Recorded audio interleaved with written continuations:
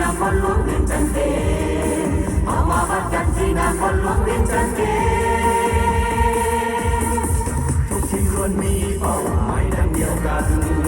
อยากสร้างตำนานสู่ลักไซที่เฝ้าฝันต้องการครอบครองเสียงเพียนเป็นรางวัล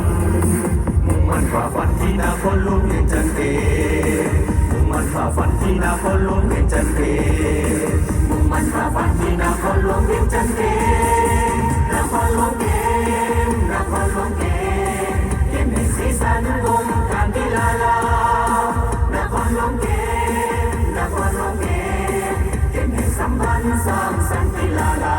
วเกมแห่งสัมพันธ์สร้างสรรค์กีฬาลาวอยู่ในสนามรบศักดิ์ศรีเป็นเดิมพันให้เป็นเจ้าบ้านว่าว่ากันเองคือเก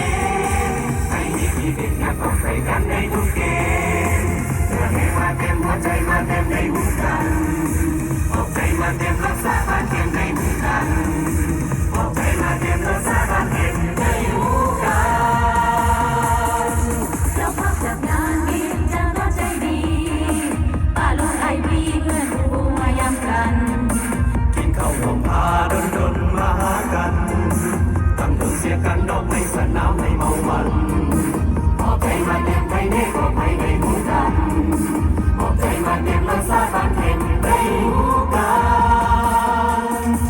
นครหลวงเกมนครหลวงเกมเปลี่ยนให้สีสันวงการกีฬาลาวนครหลวงเกมนครหลวงเกมเปลี่ยนให้สัมพันธ์สร้างสรรค์